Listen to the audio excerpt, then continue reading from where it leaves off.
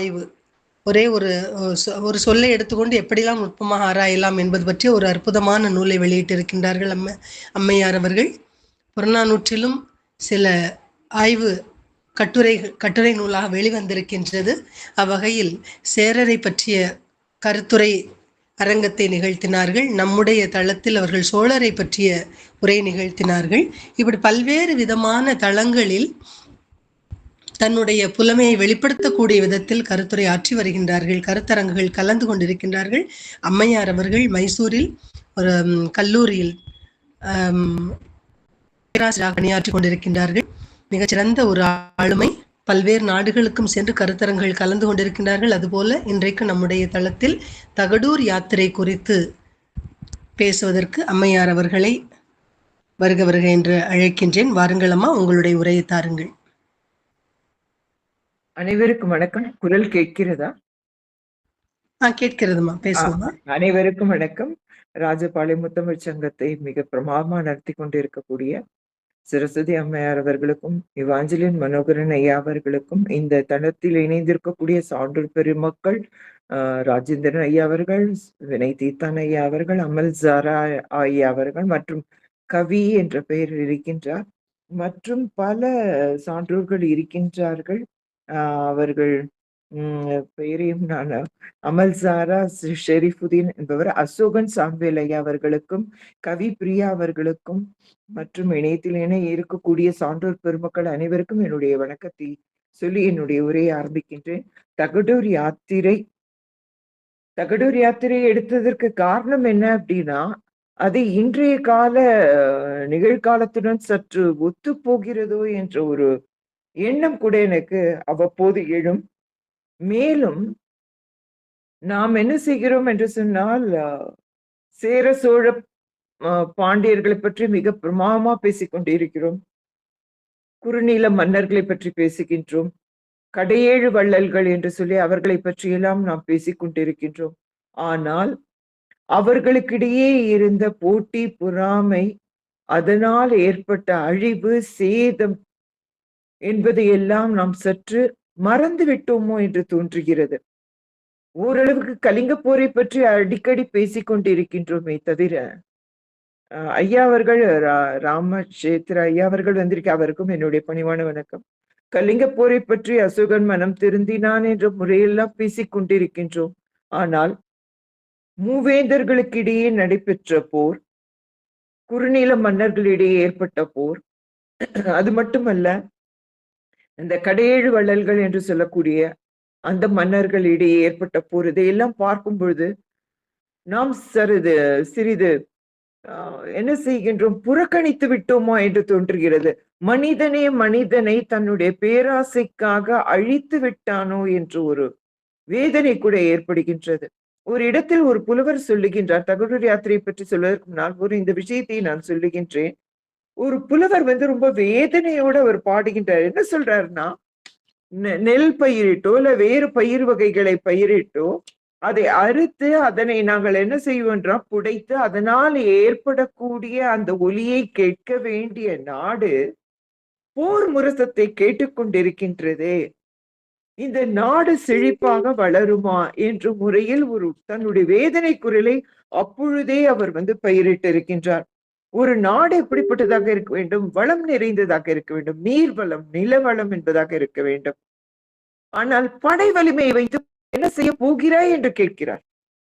களத்திலே நீ போர் ஒலி, அந்த இதெல்லாம் தூசி எல்லாம் அடிப்பதற்காக, அப்புறம் அந்த நெல்லை குற்றுவதற்கு அந்த மாதிரி ஒலிதான் கேட்க வேண்டுமே தவிர வீரர்களுடைய போர் முழக்கமா கேட்க வேண்டும்.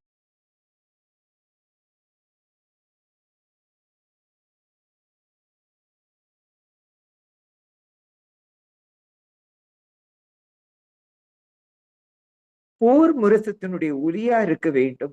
அது அழிவு பாதை கழித்து செல்லாதா என்றெல்லாம் பாடுகின்றார்கள். இப்பொழுது பார்க்கலாம் தகடூர் யாத்திரை. தகடூர் யாத்திரை எழுதியவர் பெயர் தெரியாது. ஆனால் எனக்கு இந்த சந்தர்ப்பம் கொடுத்த உங்கள் சான்றோர்கள் அனைவருக்கும் என்னுடைய பணிவான வணக்கம். மீண்டும் ஒரு முறை மிக பிரமாதமான கிடைத்த சீட்கள் எவ்வளவு? 47ங்கிறாங்க.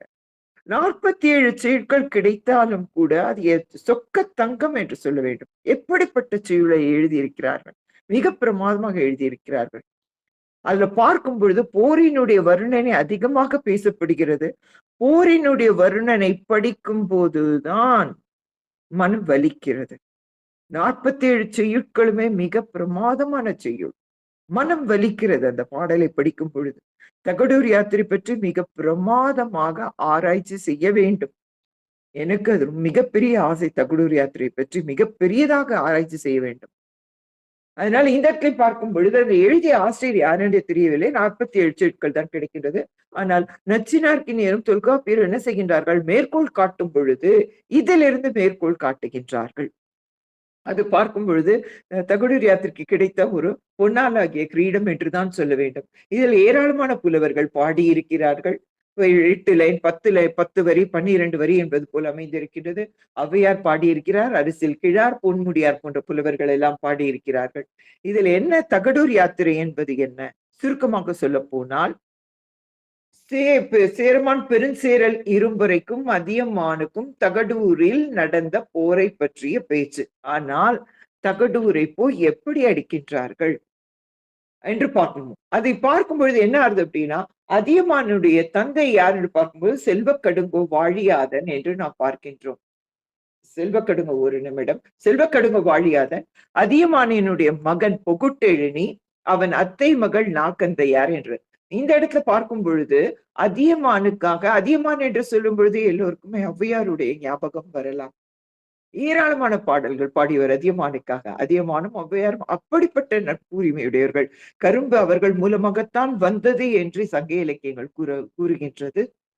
அதியமான் என்ன செய்கின்றான் என்று சொன்னால், அந்த நெல்லிக்கனியை தானே சாப்பிடாமல் ஔவையாருக்கு கொடுக்கின்றான். அதனால இந்த இடத்துல பாத்தீங்கன்னா, இந்த நீல மிடற்று ஒருவன் போல மண்ணுக பெருமணியே என்று சொல்லி சிவபெருமானைப் போல நீண்ட காலம் வாழ்க என்று பார்க்கின்றோம். அதனால இந்த இடத்துல பார்க்கும் பொழுது அதியமானுக்கும் ஔவையாருக்கும் மிகப்பெரிய தொடர்பு இருந்திருக்கின்றது. ஆனால் பின்னால் தான் பார்க்க போகிறோம் எப்படி இந்த போர், எப்படி இந்த 2 வீரர்களுடைய எண்ணம் எப்படி மாறி இருக்கிறது என்று நாம் பார்க்க போகிறோம். பாருங்கள், சேர நாடுங்கிறது என்ன அப்படின்னா, தெற்கே புதிய மலை முதலாக வடக்கே தப்தி ஆறு என்று சொல்கிறார்கள். தபதி ஆறு வரைக்கும் இருந்திருக்கிறது. கொங்கு நாட்டினுடைய சில பகுதிகள் கூட அவர்களுக்கு உரிமையாக இருந்திருக்கிறது சேர நாட்டிற்கு. சேர நாட்டினுடைய மேலை கடற் பகுதி என்ன பண்றாங்கன்னா, குட்டநாடு, குடநாடு என்ற 2 பிரிவாக பிரிக்கப்படுகிறது. குட்டநாட்டை சார்ந்தவர்கள் தான் குட்டுவர்கள், செங்குட்டுவன் என்று நாம் பார்க்கிறோம். பாருங்கள், குடநாடு குடக்கோ, அதனால குடக்கோ வாழியாதன், அந்த ஊரை சார்ந்தவர்கள் அது குடக்கோ, நெக்ஸ்ட் குட்டுவர்கள் என்று வைக்கின்றார்கள். அதனால அன்றைய காலத்துல பாத்தீங்கன்னா, தகடூர் யாத்திரை சொல்லப்பட்ட அந்த காலத்தில் ஏராளமான குறுநில மன்னர்கள் இருந்திருக்கிறார்கள். ஒவ்வொரு பகுதியுமே குறிப்பிட்ட மன்னர்கள், சில மன்னர்கள் ஆட்சி புரிந்திருக்கிறார்கள். ஆனால் அந்த மன்னர்களுக்கிடையே ஒற்றுமை இருந்ததா என்று சொல்ல முடியல.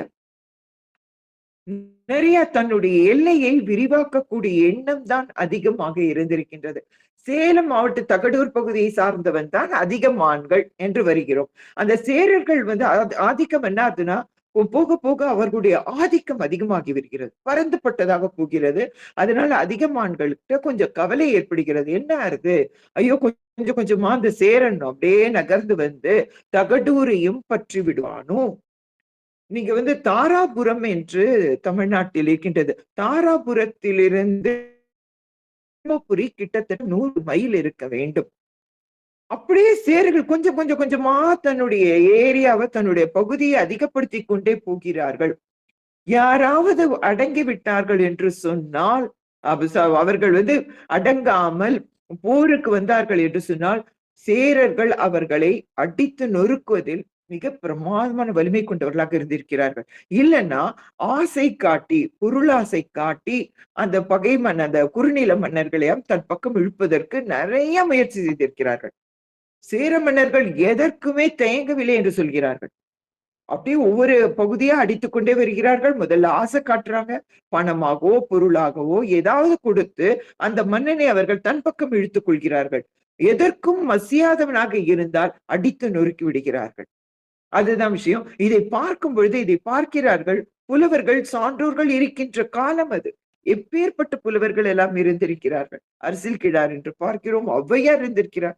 புலவர்களிலே மிக தலைமை பொறுப்பை வகித்தவர் ஔவையார் இருந்திருக்கிறார். ஔவையார் பேச்சையும் யாரும் கேட்பதாக இல்லை. கோவர் கிழார் பேச்சையும் கேட்பதாக இல்லை, அரசியல் கிழார் பேச்சையும் யாரும் கேட்பதாக இல்லை. என்ன செய்ய போகிறோம்? அதான் பாருங்கள், புலவர்கள் சான்றோர்கள் 2 பேர் என்ன செய்கிறார்கள்?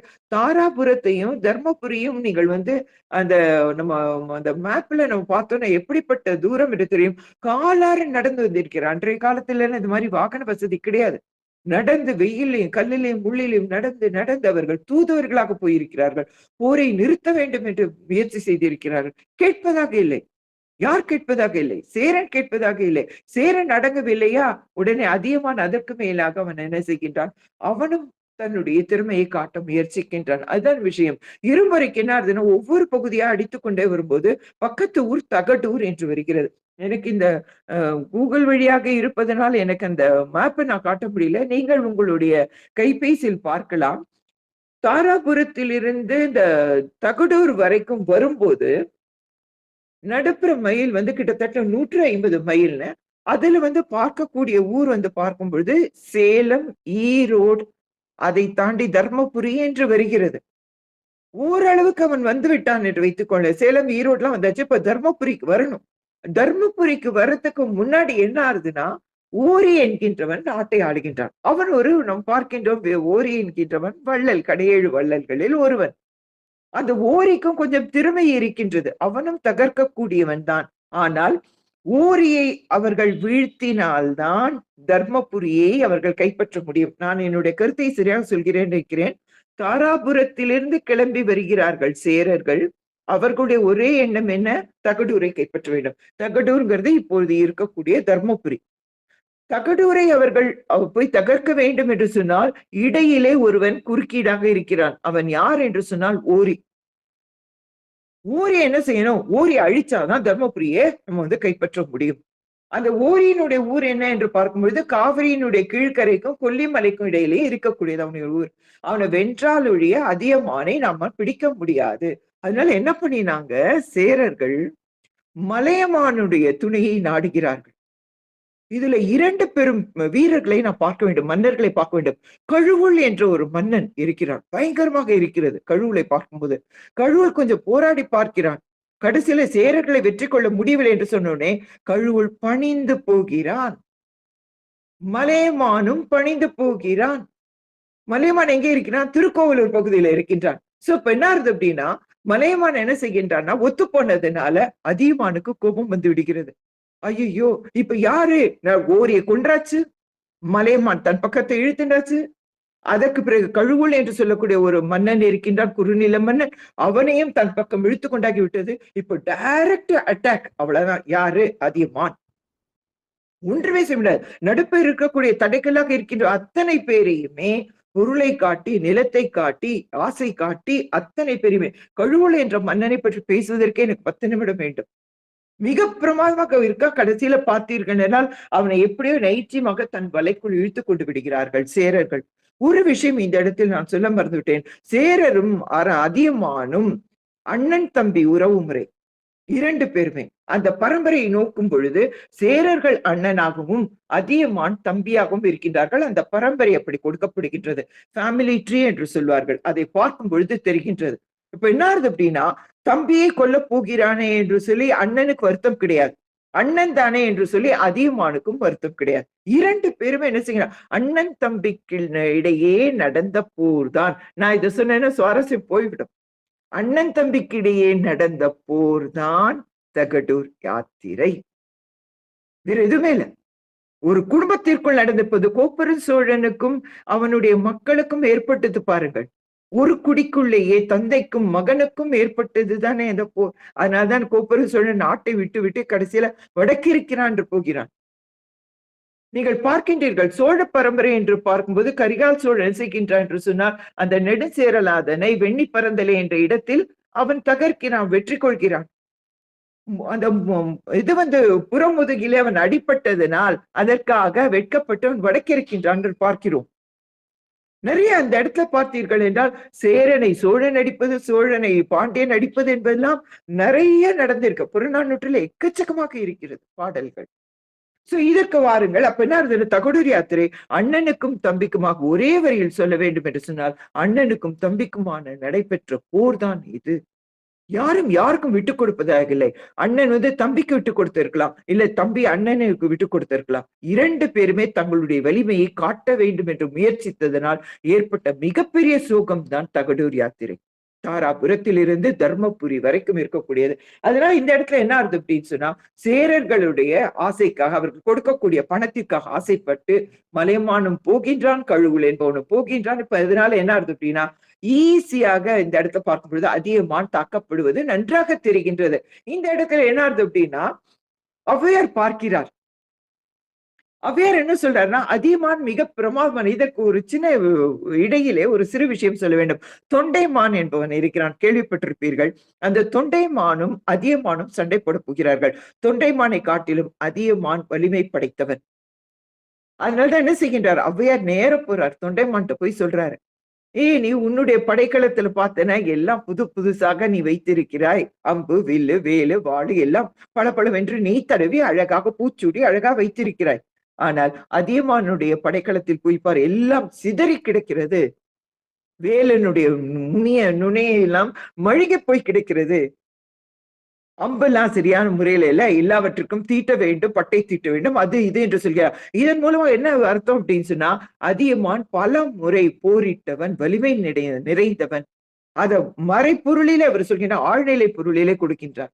இதை கேட்ட உடனே தொண்டைமான் என்ன செய்கிறார், தொண்டைமானும் அதியமானும் சமரசம் செய்து கொள்கிறார்கள், உடன்பாடு செய்து கொள்கிறார்கள். சண்டையே நடக்கல.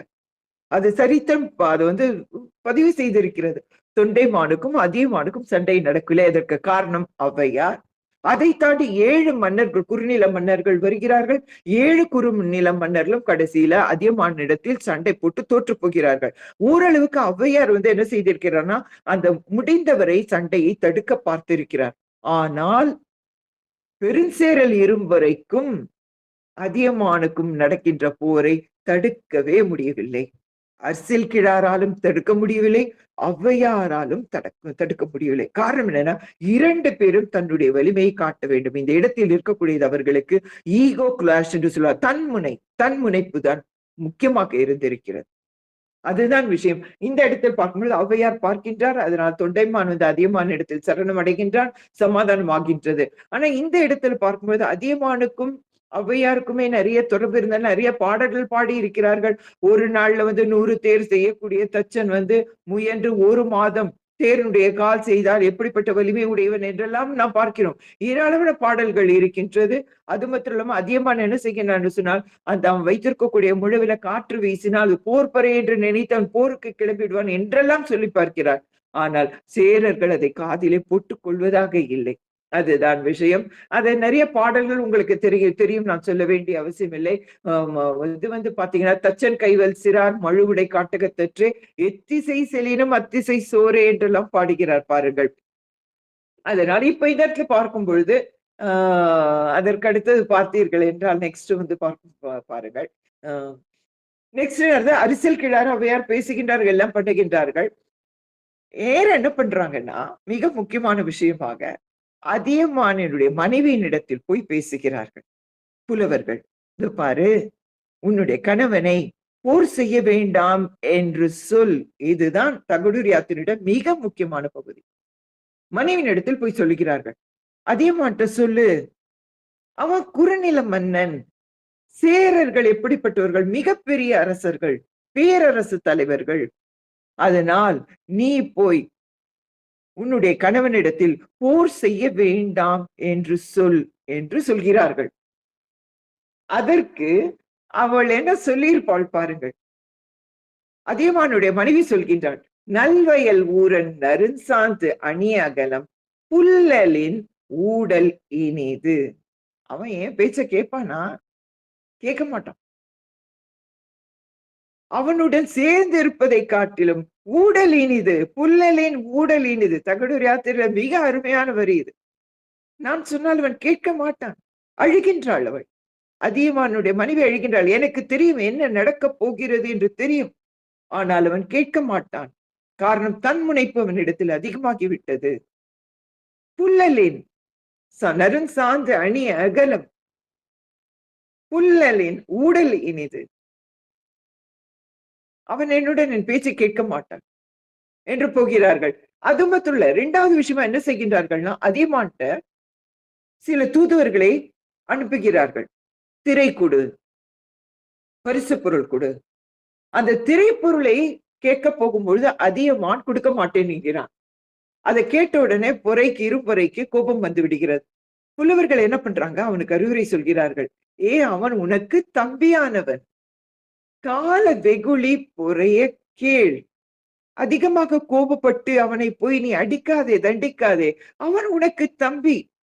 நும்பியை சாலும் துணையும் களரி சிறியதோர் கோல் கொண்டு மேற் சேரல் வேண்டாம். ஐயா, கோபத்தை வச்சுட்டு நீ போய் உன் தம்பிய கொல்ல போகாத. அது கண்டாய் நூல் கண்டார் கண்ட நெறி. சான்றோர்கள் அவர்கள் சொல்லக்கூடியதெல்லாம் என்னன்னா, தம்பியோட யாராவது அண்ணன் போர் செய்வானா? தன் முனைப்பு வேண்டாம், ஈகோ வேண்டாம், விட்டுவிடு. இதுதான் சான்றோர்கள் சொல்வார்கள், இதுதான் புத்தகங்கள் சொல்லுகின்றன. சிறந்த நூல் எல்லாம் சொல்வது இதுதான். ஒருவனுடைய ஆசைக்காக ஒரு நாடே அழிய வேண்டுமா என்றெல்லாம் சொல்கிறார்கள். ஆனால் அவன் அது கேட்பதாக இல்லை. திரை கொடுக்க சொல்ல அவன. அதியமான் கொடுக்க மாட்டேன் என்கிறான். அப்போ புலவர்கள் ஏன் என்ன பண்ணாங்க? அதியமான்ட்டு போறாங்க, தூதனா போகிறாங்க. மன்னா, நான் சொல்வதை கேள். திரை என்பது உன்னை அவமானப்படுத்தக்கூடிய நிகழ்ச்சி இல்ல. தகுதியுடையவர்கள், வலிமை உடையவர்களுடைய தகுதியை, அவருடைய மேம்பாட்டை ஒத்துக்கொள்ளக்கூடிய நெறி. ஆமாம், நீ சிறந்தவன் என்று ஒத்துக்கொள்வது. அது ஏன் நீ உன்னுடைய தரத்திற்கு தவறானது, இழிவானது என்று நினைக்கின்றாய்? திரை என்பது வலிமையானவருடைய தகுதியை அறிந்து கொள்ளக்கூடிய ஒரு சிறு நிகழ்ச்சி. அதனால் உனக்கு இழிவு கிடையாது. அவன் உனக்கு அண்ணன் முறை ஆகையால் அவனுக்கு நீ பணிந்து போ என்று அவனிடத்திலும் கேட்கிறார்கள். அதை கேட்டு அதியமான் சொல்றான்னா, அவன் என் அண்ணன், தம்பிக்கு அரசை விட்டுட்டு போலாமே. அதை பாக்குறாங்க புலவர்கள், சொல்கிறார்கள், அடங்கல் வேண்டுமதி அத்தை அடங்கான் துணிவிலன் தமியன் மண்ணும் துணையிலன் வேறு யார் நீந்தும் ஒருவன் அதனை தாழ்தல் அன்றோ அரிது பொருந்திய வினையின் அடங்கல் வேண்டும் நேயமான் கீண்டு அருந்திசினோர்க்கு. இதுல இந்த வரியினுடைய பொருள் என்ன? கொஞ்சம் அடங்கிப்போ. 2வது யோசித்து பார். உன்னை சுற்றி யாருமே கிடையாது. கடவுள் போய்விட்டான், ஓரி போயாச்சு. தனியனாக நிற்கிறாய், துணை இல்லாதவன். அது மாத்திரமல்ல, வெள்ளத்துடன் கூடிய ஆற்றை தனியாக நீ நீந்தி செல்ல முடியுமா? வெள்ளத்தை எதிர்த்து நீ செல்வாயா? நடு ஆற்றிலே நீ அகப்பட்டால் உன்னை காப்பாற்றுபவர் யார்? ஆகையால் நீ அடங்கி போ. 2 முறை சொல்லுகின்றார்கள். அடங்கல் வேண்டுமதி. செய்யுளப்படித்தான் ஆரம்பிக்கின்றது. அடங்கல் வேண்டுமதி. அது மட்டும் இல்லாம பொருந்திய வினையின் அடங்கல் வேண்டும். யோசித்துப்பார். நீ செய்யக்கூடிய செயல் நாளை சரித்திரம் பேசும். எத்தனை பேர் உனக்காக உயிர் துறக்கப் போகிறார்கள்? எத்தனை வீரர்கள் இறக்கப் போகிறார்கள்? எத்தனை யானைகள், குதிரைகள் இறக்கும்? யோசித்துப்பார். இது நல்ல செயல் அல்ல. ஆகையால் அடங்கல் வேண்டும் என்று சொல்கிறார்கள். அதியமான் கேட்கவே இல்லை. கடைசியில பார்க்கிற அதியமான் என்ன சொன்னான்னா, அவன் கேட்க மாட்டேங்கிறான். அப்படியா? இரும்பறைக்கு கோபம் வந்து விட்டது. அவன் எனக்கு திரை கொடுத்தால் நான் போய்விடேன். அதுல வேற சில புலவர்கள் என்ன சொல்றாங்கன்னா, அதியமான்ட்ட இன்னும் ஒரு வார்த்தை சொல்கிறார்கள். அவனை பணிந்து போ. காரணம் என்னன்னா, மிகப்பெரிய வலிமை படைத்தவன். நாளை உனக்கு ஏதாவது துன்பம் என்று சொன்னால் முதலாக வந்து நின்று உன்னை காப்பாற்றக்கூடியவன் இரும்பறை தான். அதை யோசித்துப் பார். உனக்கு ஆபத்து என்று வந்தால் உடனே ஓடி வந்து உன்னை காக்கக்கூடியவன் இரும்பறை. அவனுடன் நீ சண்டை போடாதே. கேட்கவே இல்லை அதியமான். இதை பார்க்கிறான் இரும்பறை. கோபத்தினுடைய உச்சத்திற்கே போய்விட்டான். இரும்பறையினுடைய படைகள் எல்லாம் அவனுடைய நாட்டை சூழ்ந்து விடுகின்றன. அப்ப என்ன பண்ணிருப்போம்? இப்ப நான் ஒரு கேள்வி கேட்கிறேன். அதியமான் பணிந்து போக மறுக்கிறான். இரும்பறை இவனை அழிக்க துடிக்கிறான். இரும்பறை நேரம் வந்தாச்சு. எங்க வந்தாச்சு? தர்மபுரியினுடைய எல்லைக்கு வந்தாச்சு. தகடூருடைய எல்லைக்கு வந்தாச்சு. கோட்டை கிட்ட வந்தாச்சு. அப்ப என்ன பண்ணிருக்கணும்? அடுத்த நிமிடம் அதியமான் வெளியில வந்து சண்டை போடணும்ல. அதியமான் சண்டை போடல. கோட்டைக்குள்ளேயே இருக்கிறான். வெளியில வரவே இல்லை. புலவர்கள்லாம் சொல்றாங்க, என்னையா அவன் வெளியில முரசறைந்து கொண்டு உன்னை வா வா என்று கூப்பிடுகிறான். நீ போகாமலே உன்னுடைய அரண்மனைக்குள்ளே அடங்கி கிடக்கிறாயே. அதற்கு அதிகமான் சொல்கிறான், என்னுடைய பிளானே வேறு, என்னுடைய திட்டமே வேறு. என்னுடைய பகைவர்கள், என்னுடைய வீரர்கள் பகைவர்களை 2 பக்கமும் சூழ்ந்து கொள்வார்கள். நடுவிலே இரும்பறையினுடைய ஆட்கள் மாட்டிக்கொள்வார்கள். அதுதான் நான் வைத்திருக்கக்கூடிய ஒரு திட்டம்ங்கிறான். அது நடக்கவே இல்லை. நடக்கவே இல்லை. பார்த்தீர்கள் என்றால் அனாதையாக அதியமான் கொல்லப்படுகிறான். 2 பக்கத்து வீரர்களும் போகிறார்கள். தகடூர் யாத்திரை பார்த்தீங்கன்னா, போர் சிறப்பை பத்தி நிறைய பேசுறாங்க. அதுல சில 2, 3 பாடல்கள் நான் காட்டுகிறேன் பாருங்கள். பெரிய அளவுல போர் நடக்கிறது. ஆனால் அரண்மனையை விட்டு வெளியே வராதவனாக இருக்கிறார். கடைசியில வரும் பொழுது அதியமான் கொலை செய்யப்படுகிறான். ஒன்றுமே இல்லாமல். அதைத்தான் எல்லா புலவர்களையும் பாடுகிறார்கள். பல முறை நாங்கள் சொன்னோம், கேட்காமலே போய்விட்டாயே. இரும்பறையினுடைய ஆசை, அதியமானுடைய கோபம், அவனுடைய தன்முனைப்பு எல்லாமாக சேர்ந்து தகடூரை அப்படி அழித்து விட்டது. எத்தனை வீரர்கள், எத்தனை யானைகள் இறந்துபட்டன.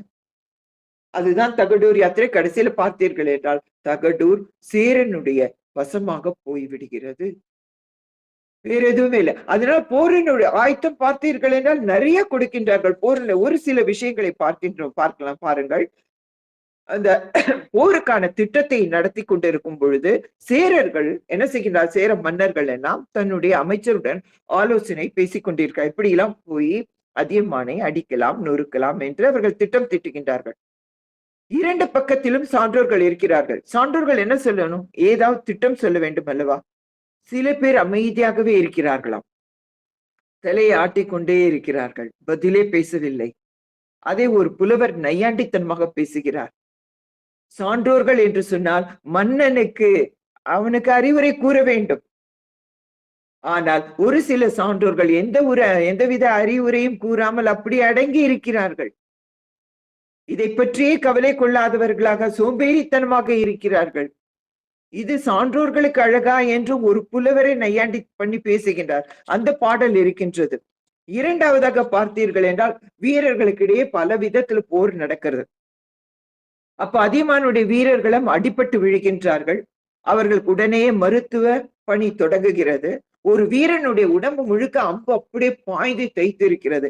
எண்ணெய் தடவி அவனுக்கு உதவி செய்யலாம். அவனுக்கு அந்த பணி செய்தால் அவனுடைய காயம் மாறும் என்ற முறையிலே அவர் என்ன செய்கின்றார்கள்? எண்ணெய் ஊற்ற போகும்போது ஊற்றுகின்ற எண்ணெய் அவனுடைய உடல்ல இருக்கிற இன்னொரு துளை வழியாக கீழே கொட்டி விடுகிறது. உடம்பெல்லாம் அப்படி புத்தல் விழுந்திருக்கிறது. இருந்தாலும் கூட மன்னனுக்காக, அதியமானுக்காக நான் என் உயிரை விடுவேன் என்ற முறையிலே இருக்கக்கூடிய அந்த வீரனுடைய தளராத முயற்சியை பற்றி ஒரு புலவர் மிக பிரமாதமாக பாடுகின்றார். சில இடத்துல சில வீரர்கள் என்ன செய்கின்றார்களாம்? நாங்கள் யானையை தாக்க மாட்டோம். காரணம் என்னன்னா, அது ஒரு கையை உடைய விலங்கு.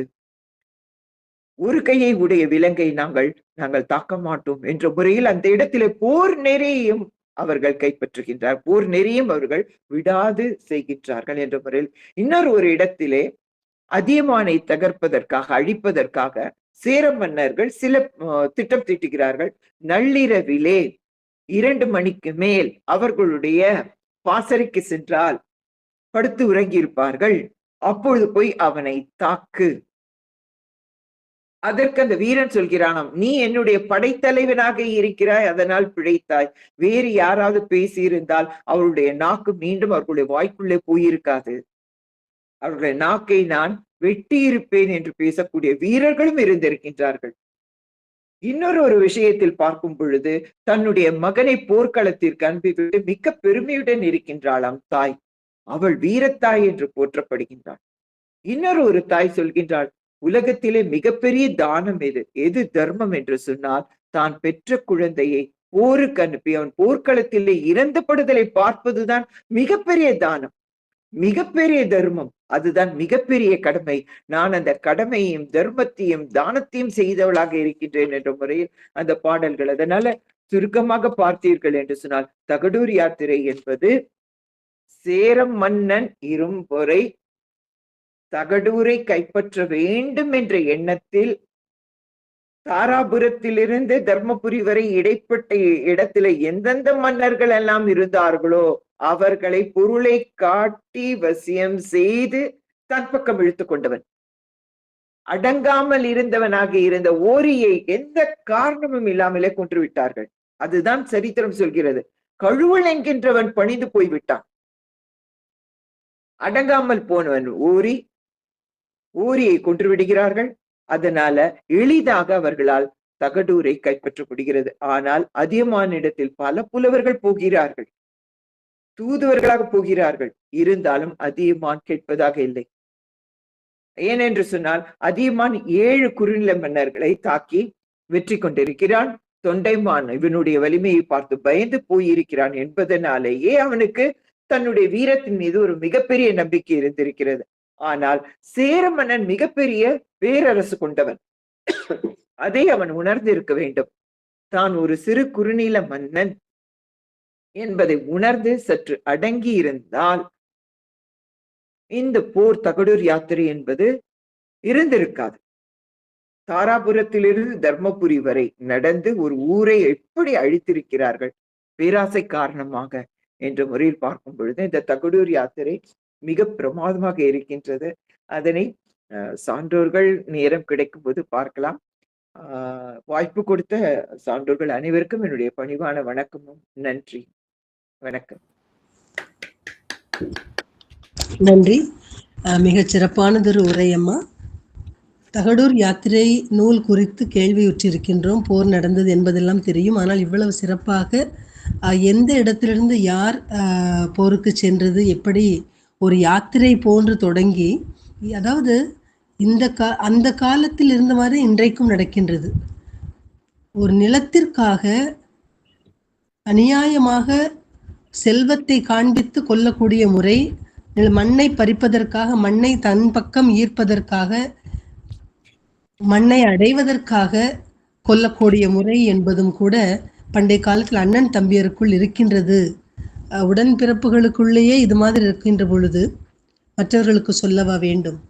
இன்றைக்கும் இதைத்தான் நம்முடைய உறவுகளுக்குள்ளும் இது போன்ற சண்டை சச்சரவுகள் இருக்கத்தான் செய்கின்றன என்பதை மெய்ப்பிக்கக்கூடிய விதத்தில் அன்றைய காலத்தில் சேரமன்னன் தன்னுடைய தம்பியாக கருதப்பட்ட அதியமானை கொன்ற விதம் மிகச்சிறந்த வலிமை மிக்கவன் அதியமான் நெடுமானஞ்சி. அவன் தனக்கென்று வாழவில்லை, மற்றவர்களுக்காகவே என்று வாழ்ந்தவன். ஒரு கவள உணவு கிடைத்தாலும் கூட தன் சுற்றிலும் இருக்கின்றவர்கள் பசியோடு இருந்தால் அவர்களுக்கு கொடுத்து விட்டு தான் அந்த பசியை தாங்கிக் கொண்டிருப்பான். அப்படிப்பட்ட ஒரு வலிவு மிக்கவன், நல்ல மனித நேயம் மிக்கவன், மிகச்சிறந்த பண்பாளன். அந்த பண்பாளனைத்தான் தன்னுடைய நண்பனாக ஏற்றுக்கொண்டிருந்தார் மிகச்சிறந்த பண்புடையவளாகிய நம்முடைய அவ்வை பாட்டி. அப்படிப்பட்ட ஒரு மிகச்சிறந்த மன்னனை இன்னும் பல ஆண்டுகள் இருந்திருந்தால் தமிழை வளர்த்திருப்பான் அதியன் என்பது உண்மை. அப்படிப்பட்ட ஒரு அற்புதமான மன்னனை சேரமான் எப்படி கொன்று அழித்தான் என்பதை மிக அற்புதமாக எடுத்துரைத்தீர்கள். சேரர்களை பற்றிய உரையும் ஒரு நாள் தாங்கள் உரையாற்ற வேண்டும் என்பதை நான் உங்களிடத்தில் கேட்டுக்கொண்டேன். மற்றொரு நாள் அதற்கான நேரத்தை தாங்கள் ஒதுக்கி தர வேண்டும் என்பதையும் இந்த நேரத்தில் சொல்லிக்கொண்டு, அடுத்ததாக தலைமை உரையாற்ற வரும்படியாக முனைவர் இவாஞ்சல் மனோகரன் ஐயா அவர்களை அழைக்கின்றேன். வாருங்கள் ஐயா. ஆன்றோர் பெருமக்கள் குழுமி இருக்கக்கூடிய இந்த அவைக்கு என்னுடைய வணக்கம். கடவுள் வாழ்த்து பாடிய நிறுவன தலைவர் அவர்கள் கம்பனுடைய அந்த கடவுள் வாழ்த்தை அருமையாக பாடி சீதா அம்மையாரை பற்றிய அறிமுகத்தையும் கொடுத்து அதற்கு பின்னால் அவர்கள் பேசினார்கள். இந்த அவையிலே மிகச்சிறந்த சான்றோர்கள், கவிஞர்கள் இருக்கிறார்கள். திருக்குறள் மாமணி ராஜேந்திரன் ஐயா அவர்கள், கவிஞர் ரமேஷ் எத்திராஜன் அவர்கள், கவிக்கோ ஜின்னா அவர்கள், நகை முகத்திற்கு உரிய அசோகன் சாமுவேல் ஐயா அவர்கள், கந்தன் ஐயா அவர்கள், அறிவன் பிணிதிருப்பான் ஐயா அவர்கள், அத்தனை பேரும் இருக்கிறார்கள். பொதுவாக இன்றைக்கு ஒரு வரலாற்று பாடத்தை எவ்வளவு அழகாக தெளிவாக சொல்ல முடியுமோ அவ்வளவு தெளிவாக சீதா அம்மா சொல்லியிருக்கிறார். கிட்டத்தட்ட நேரம் போனதே 40 நிமிடங்கள் அவர் பேசியிருக்கிறார். நேரம் போனதே தெரியவில்லை. ஏனென்றால் அவ்வளவுக்கு இந்த நூலை பற்றி தெரிந்து கொள்வதிலே அவர் தொடர்ந்து உழைத்திருக்கிறார் என்பதை அவருடைய பேச்சு நமக்கு காட்டுகிறது. ஒரு பேரரசு உருவாகுகின்ற போது அது தனக்கு கீழே எல்லோரையும் அடக்கி பார்க்க எண்ணும். இது உலகம் அறிந்த உண்மை. சங்ககால தமிழகத்திலே மூவேந்தர்களும் எவ்வாறு குறுநில மன்னர்களை தங்களுக்கு கீழே கொண்டு வர முயற்சி செய்து முடியாது போனால் அவர்களை அழிக்கவும் துணிந்திருக்கிறார்கள். அதனால்தான் சங்க இலக்கிய பாடல் இப்படி சொல்லும்: ஒருவனை ஒருவன் அடுதலும் தொலைதலும் புதுவதன்று, பண்டும் இவ்வுலகத்து இயற்கை. ஆக தொடர்ந்து இங்கே நடந்து கொண்டே இருந்திருக்கிறது. கோவிற்கிழார் பாடுகிறார், நலங்கிள்ளிக்கும் நெடுங்கிள்ளிக்கும் பிரச்சனை. ஏன்பா 2 பேரும் சண்டை போட்டுக்கிறீங்க? 2 பேரும் வெற்றி பெறுவது என்பது முடியாத காரியம். உன்னுடைய மாலையும் ஆத்தி, அவனுடைய மாலையும் ஆத்தி.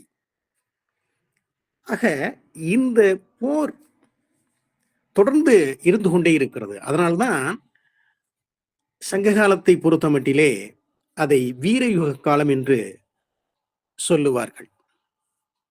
ஒரு தாய் தன்னுடைய மகனை பார்த்து, நீ போருக்கு போ. முந்தா நாள் போரிலே அவர் இறந்தார். அடுத்த நாள் போரிலே மிக நெருக்கமான தலைவன் இறந்து விட்டான். 3வது நாளும் தெருவிலே போர் முரசு ஒலிக்கிறது. கையிலே வேலை கொடுத்து அவனுடைய முடியை வாரி போருக்கு போ என்று சொல்லுகின்ற தாயை அங்கே பார்க்கிறோம். கெடுக சிந்தை கடிது இவள் துணிவே என்பது அந்த பாடல். ஆக அநேக பாடல்கள் முழுக்க முழுக்க போரை வளர்க்கக்கூடிய, போர் மீது ஆசையை தூண்டுகின்ற, போர் வெறி கருவிலேயே உருவாக வேண்டும் என்ற தன்மையிலேயே இருப்பதை பார்க்க முடிகிறது. தகடூர் யாத்திரை அதற்கு முன்னால் போகிறது. ஏனென்றால் இந்த பாடல் நமக்கு முழுமையாக கிடைக்கவில்லை. கிடைத்தது என்னவோ 48 தான். 48மே சேரனுடைய அந்த போர் வளமையை மிக தெளிவாக நமக்கு காட்டிய வண்ணம் இருக்கிறது. சேரன் சாதாரண ஆள் இல்லை. அவன் எல்லா திறமைகளும் உடையவன் தான். இதை நாம் தொடர்ந்து பார்க்கிறோம். ஏனென்று சொன்னால், அவனை போற்றி பாடிய அரிசில்கிழார் 10 பாடல்கள் தான் பாடியிருக்கிறார். அவருக்கு தன்னுடைய நாட்டையும் ஆட்சியையும் பரிசிலாக கொடுக்கக்கூடிய உள்ளத்தவன் தான். தமிழ் உள்ளம் கொண்டவன் தான். முரசு கட்டிலில் அறியாது தூங்கிய மோசி கீரனாரை ஒன்றும் செய்யாமல் விட்டவன் தான். பொன்முடியார்பால் பேரன்பு கொண்டவன் தான் இவன். அவன் அதியமானை. இத்தனைக்கும் தம்பிதான், விடக்கூடாது. அதியமானுக்கோ இல்லை, சண்டை வந்து விட்டது, விடமாட்டேன். அது அவனுடைய தன்முனைப்பு. இவனுக்கு நான் இழப்பமா? வலிமையான ஊர், எனக்கு முன்னால் அவன் இருக்கிறான். இவர்களையெல்லாம் தாண்டித்தானே என்னை தொட முடியும். அவங்க ரொம்ப அழகா அதை சொன்னாங்க. தாராபுரத்துல இருந்து தகடூர் வரைக்கும் கிட்டத்தட்ட 150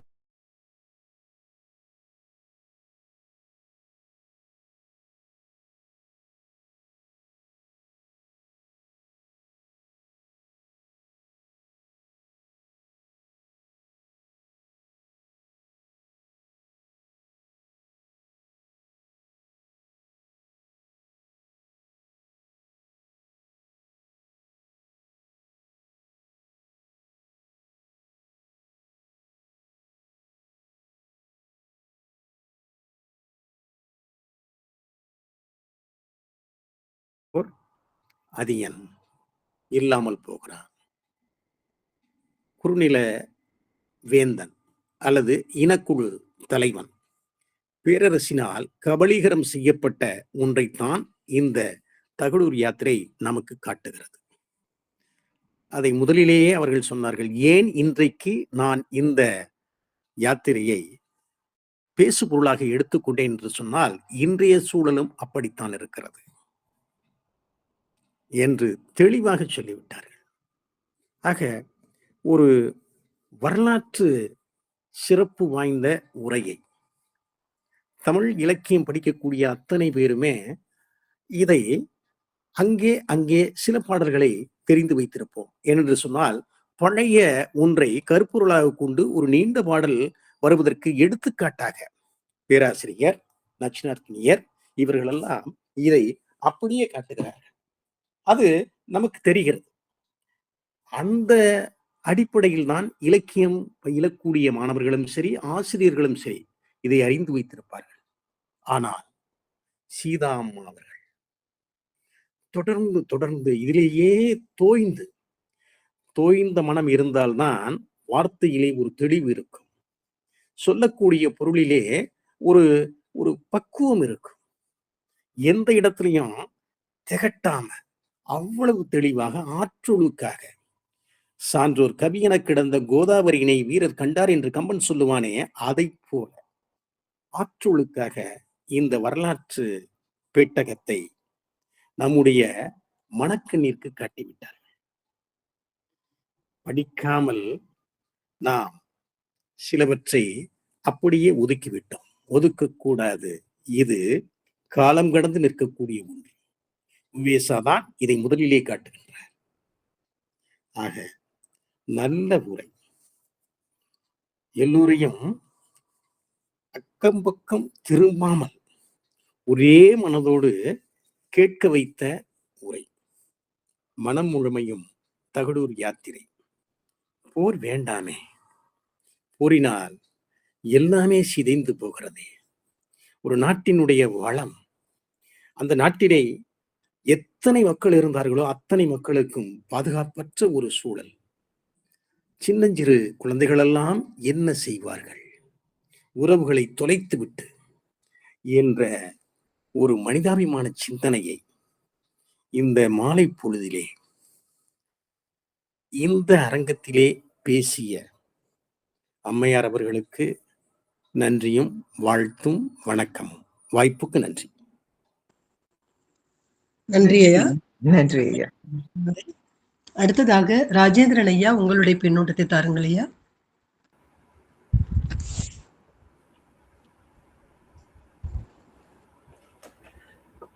ராஜபாளையம் முத்தமிழ் சங்கத்தினுடைய நிறுவனராக விளங்குகின்ற சரஸ்வதி அம்மா அவர்களே, தலைமை உரையும் பின்னுரையும் வழங்கிய பின்னுரை வேந்தர் என்று புகழப்படுகின்ற ஐயா எவாஞ்சலின் மனோகரன் ஐயா அவர்களே,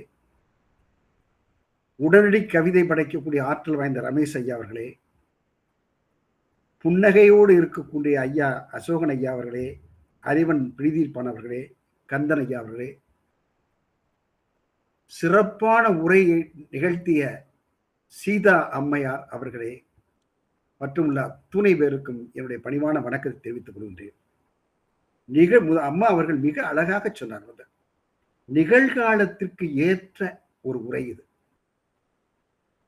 அதாவது அறுவடை ஒளி கேட்கக்கூடிய நிலை இருத்தல் வேண்டும், நீர்வளம் நிலவளம் இருத்தல் வேண்டும், அதே சமயத்திலே அரிசி உடைக்கின்ற ஒளி கேட்க வேண்டும். ஆனால் இந்த உலகில எப்படி இருக்கிறது என்றால் போர் போர் போர்.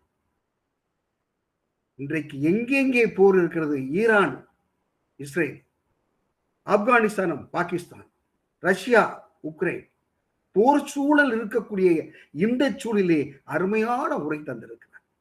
நல்ல தெளிந்த நீரோட்டமான உரையை ஐயா அம்மா அவர்கள் தந்திருக்கிறார். வள்ளுவர் சொல்லுவார், படை குடி கூழ் அமைச்சு நட்பு அரண் ஆறு உடையான் அரசருள் ஏறு. இறைமாட்சியில் முதல் சொல்லாக படை வைத்திருக்கிறார். படை மாட்சி இருக்கிறது, படை செருக்கு இருக்கிறது. ஏன்?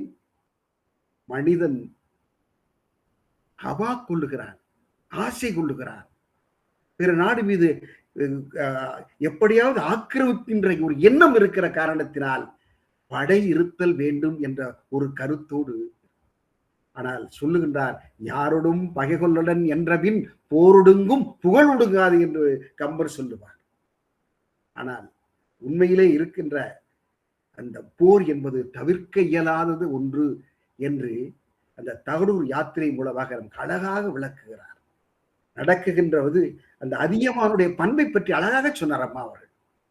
அதியமான் எப்படிப்பட்டவன், அவன் வீரம் செறிந்தவன் என்பதற்கு அந்த தொண்டைமானுடைய வரலாறு சொல்லுகிறார். நீ தொண்டைமானே, உன்னுடைய படைக்கலங்கள் எப்படி இருக்கிறது என்றால் இவ்வே பீலி அணிந்து மாலை போட்டு மிக அலங்காரமாக இருக்கிறது. ஆனால் அதியமானுடைய படைக்கலங்கள் சிதைந்து சின்னாபின்னமாக இருக்கிறது. அது மாத்திரம் அப்படிப்பட்ட இலகிய மனம் படைத்தவன் அதியமான். அந்த அதியமானுக்கு நெல்லிக்கனி யார் கொடுக்கிறார் என்றால் அதியமான் அவ்வைக்கு அப்படிப்பட்ட ஒரு நல்ல இலகிய இதயம் படைத்த அவன் அதியமான். அவன் என்ன சொல்லுகின்றான், தன்னுடைய ஆற்றலுடைய ஒரு ஒரு அதாவது அதை ஈகோ என்று சொன்னார் அம்மா. ஈகோ எப்படியாவது வன்மம், இத்தனைக்கும் அண்ணன் தம்பி உறவு, அண்ணன் தம்பி உறவு, அந்த உறவிலே எப்படிப்பட்ட ஒரு வெறி இருக்கிறது பாருங்கள். அதாவது தகடு நம்முடைய இரும்புரை மிகப்பெரிய சக்தி வாய்ந்தவன், அவன் பெரும்படை கொண்டவன். எனவே நீ உன்னுடைய வெறியை அடக்குக என்று சொல்லும் பொழுது கூட அவன் தனிய மாட்டேன் என்கின்றான். அதே சமயத்திலே மனைவியிடம் கேட்கின்றான், உன்னுடைய கணவனை நீ அமைதிப்படுத்து என்று சொல்லும் பொழுது அவன் என்ன சொல்லுகின்றான், அடங்க வேண்டும் மதி என்று அந்த புலவர் சொல்லுகின்ற பொழுது அது மறுக்கின்றான். அவர் என்ன சொல்லுகின்றார், நான் அதாவது என்னால் இயலாது என்ற நிலையை அவள் கைவிரிக்கின்ற நிலையெல்லாம் மிக அழகாக சொல்லுகின்றார். அதாவது தாராபுரத்திலிருந்து தர்மபுரி வரைக்கும் இருக்கக்கூடிய அந்த போரினுடைய முனைப்போடு வருகின்ற இரும்புரையை அந்த கழுவூரும் மலையமானும் அடங்குகின்றனர், திரை கொடுக்கின்றனர், அமைதிப்படு. இப்படியெல்லாம் இருக்கும் பொழுது அதியமானே நீ பணிந்து போ என்று சொல்லும் பொழுது அவன் பணிய மறுக்கின்றான், இறுதியில் மடிகின்றான் என்ற காட்சியெல்லாம் மிக அழகுபட ஐயா அவர்கள் சொன்னது போல, நம்முடைய எவாஞ்சலின் மனோகரன் ஐயா சொன்னது போல, நேரம் மின்னலென பறந்தது. அப்படிப்பட்ட ஒரு அழகிய உரையை தந்த அம்மா அவர்களுக்கு நெஞ்சார்ந்த நன்றியையும் வணக்கத்தையும் தெரிவித்து நிறைவு செய்கின்றேன். நன்றி, வணக்கம் அம்மா. நன்றி. மீண்டும் ஒரு தங்களுடைய உரையை கேட்ட பொழுது சீதாமாவினுடைய உரையை கேட்டது போன்று ஒரு எண்ணம் ஏற்பட்டது. ஐயா அவர்களுக்கு மிக்க நன்றி. அடுத்ததாக ரமேஷ் எத்ராஜ் ஐயா அவர்கள் தங்களுடைய பின்னூட்டத்தை தருகின்றார்கள். அருமை. அதாவது அருமையான குரல் பலம். அது அவங்க எவ்வளவு ஆய்வு செஞ்ச அந்த வரலாற்று சுவடுகளை நம்மளிடம் மனத்திரையில அப்படியே காட்சிப்படுத்தி விட்டார் அம்மா அவர்கள். அதாவது நம்மளுடைய அதியமானுடைய அந்த சிறப்பையும் சரி, எல்லா மன்னர்களும் சிறப்பு சரி. அதாவது இந்த மலையமானையும் அதுக்கப்புறம் கழவனையும் நயவஞ்சகமாய் படுத்தி சேரனுக்கும் ஒரு உறவு பாலத்திற்கும் அண்ணன் தம்பிகளுக்கிடையே உறவு பாலத்தால நிகழ்ந்த ஒரு வரலாற்று சுவடுகளை அருமையாக பதித்தார் அவர்கள். தகடூர் யாத்திரை ஒரு பார்வை அன்னை தமிழ் மொழி அறிவின் கூர்மை, மூவேந்தர் மண்ணின் மண் பயன் வாய்மை, ஆன நிறைந்த சொல்லாட்சி திறமை, ஆளுமை நிறைந்த சொல்லாட்சி திறமை, நன்றே ஆற்றும் நல்வினை செயரே முனைவர் சீதா ராமசாமி என்னும் பெருமை, நெடுநாள் வாழ்வின் சூத்திரம், நெல்லிக்கனி உயர்வின் மேன்மை, அதிமகிழ்ந்த அதியமான் பெருமை, அண்ணன் அதியமான் தம்பி சேரன், இரத்தத்தின் உறவின் உறவு பாலம், இரக்கமற்ற போர்க்கோளும், தகடூர் ஆனது விழிநீர்கோலம், திரை தந்து திடமாய் நாடால கசடர கற்ற நரைமுது மக்கள் உழப்ப, திரை தந்து திடமாய் நாடால கசடர கற்ற நரைமுது மக்கள் உவப்ப, செவிமடித்து வால் பிடித்தான் மான், வள்ளல் உயிர் போனது வீண். வள்ளல் உயிர் போனது வீண். தர்மனை இழந்து வாடியது தர்மபுரி. தர்மனை இழந்து வாடியது தர்மபுரி. அருமையாக உரைத்தீர்கள். நன்றி அம்மா, வாழ்த்துக்கள். மிக நன்றாக இருந்தது வரிகள், மிக பிரமாதமாக. நன்றி நன்றி நன்றி நன்றி. அடுத்ததாக அசோகன் ஐயா, உங்களுடைய பின்னோட்டத்தை தாருங்கள் ஐயா.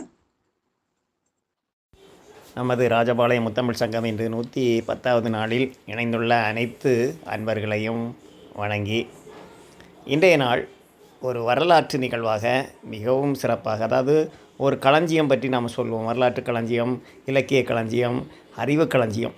இந்த நிகழ்வில், இந்த செயலில் இன்று நாம் ஒரு சேர, அதாவது அவர்கள் ஆசிரியர் என்ற ஒரு நிலையை நமக்கு இங்கே காட்டி இருக்கிறார்கள். ஏன்னா மாணவர்களெல்லாம் உட்கார வைத்து அதற்கு தனியாக நல்ல முயற்சி செய்து அதை ஒருங்கிணைத்து அதற்கு ஏற்றவாறு அவர்கள் தயார்படுத்திய நிலை வெகு சிறப்பாக இருந்தது. அதேபோல் நாமும் இங்கே மாணவர்களாக அமர்ந்து அவர்களுடைய உரையை வெகு சிறப்பாக கேட்டு மகிழ்ந்தோம். அந்த அளவிற்கு இருந்தார்கள். சேரன் அதியமானை, அதாவது ஒரு வள்ளலை எப்படி அழிக்கிறான் பார்த்தீங்களா? அன்றைக்கு மண்ணுக்காக போராடினார்கள். இன்று புரிதல், சரியான அன்பு நிலை இல்லாததனால் நான் பெரியவன் என்று ஒரு நிலையில் போர் என்று நடந்து கொண்டிருக்கிறது. இதை நாம் பார்க்கிறோம். இப்போ நம்ம பயன்படுத்தக்கூடிய ஒரு சிறிய இதுனாலும் பொருளாதாரம் அழிவுக்கு வழிவகை செய்கிறது.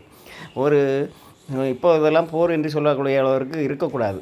அதை ஐநா சபை மூலமாக தட்டி கழித்து அதற்கேற்றவாறு செயல்பட வேண்டும். அதாவது இது இப்போது அம்மா சீதா அம்மா இந்த நிகழ்வை காரணம் காட்டி அதற்கேற்றவாறு இங்கே தகட்டூர் யாத்திரை என்ற நிகழ்ச்சி சொன்னாங்க. இதில் ரமேஷ் சேத்திராஜ் அவர்களும் நல்ல பாடல்களை சுருக்கமாக உடனடி கவிதையாக வழங்கினார்கள். இவாஞ்சலி மனோகரையா சிறப்பாக கொடுத்தாங்க. எந்த ஒரு நிகழ்ச்சி நாம் முடிவாக தொகுத்து அதை குயிக்காக விரைவாக நமக்கு புரிகிறதற்கு செய்வாங்க. நம்மளாம் இன்றைக்கி இடையிடையே தான் கவனித்தேன். ஆனால் அதை நம்ம முதலிருந்து கடைசி உரை காட்டுறதுக்காக சிறும்பி எளிய உரைகளை, எளிய கருத்துக்களை நமக்கு அந்த இதில் கொடுத்தார்கள். சிறப்பு வெகு அருமை. இந்த நிகழ்ச்சி நல்லது. இதை இயக்கி தரக்கூடிய சரஸ்வதி அம்மாவுக்கும் மிகுந்த நன்றி. வெகு சிறப்பு நன்றி. மேலும் நிறைவாக இந்த நிகழ்வுக்கு அவர்களுக்கு மிகுந்த நன்றியையும் வாழ்த்தும் தெரிவித்துக் கொள்கிறேன். மேலும் அவர்கள் நம்ம தளத்தில் திரும்ப பேசுகிறார்கள். இந்த ஒரு நிகழ்வுக்கு சிறப்பு அருமை நன்றி. இன்னும் அந்த காலத்துலலாம் போர் தான் நம்ம ஈட்டி வாழ் வைத்து போராடுவாங்க. அப்போ தான் அரச கட்டளை அப்படி பழைய படங்களெல்லாம் நினைவுகிறோம். அதை இப்போது நினைத்து பார்க்கும்போது ஏவுகணை இதெல்லாம் பயன்படுத்தி இன்றைக்கி உயிர் அழிவு தான் அதிகமாக ஏற்படுகிறது. அப்போது ஒரு பெரும் புகழ் அந்த மாதிரி வரலாற்று சுவடுகளை கொடுத்ததற்கு மிக சிறப்பு அருமை. நன்றி.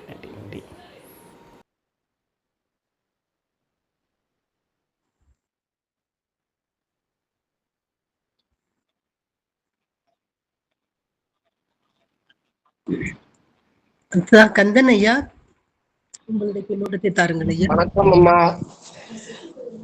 போர் என்பது அரசர்களுக்கு பழக்கமான ஒன்றாக போய்விட்டது. திருவள்ளுவோட இன்னா செய்தாரை ஒருத்தல் என்று சொன்னாலும் அரச நீதியில் வரும்போது வலியார் மெலியார் என்றெல்லாம் கூறி போரை ஆதரிப்பது போல்தான் தெரியும். ஏனென்றால் அது அரசருக்குள்ள நீதியப்படி. அவரவர்கள் ஒவ்வொருவருக்கு அவரவர்கள் சூழலின் பொருட்டு சரி என்றும் தவறென்றும் சொல்லிக் கொண்டிருக்கிறார்கள். மகாபாரத யுத்தத்திலே கர்ணன் அண்ணன் என்று அவனுக்கு ஒரு நிமிடம் தெரிந்திருந்தால் அந்த போரே நடந்திருக்காது. கிருஷ்ண பரமாத்மா போர் நடக்க வேண்டும், மக்கள் வாரம் குறைய வேண்டும் என்பதற்காகவே அப்படி செய்தார். அதுபோல மக்கள் தொகையை குறைப்பதற்கு அந்த காலத்தில் அதை தவிர வேறு வழி இல்லை.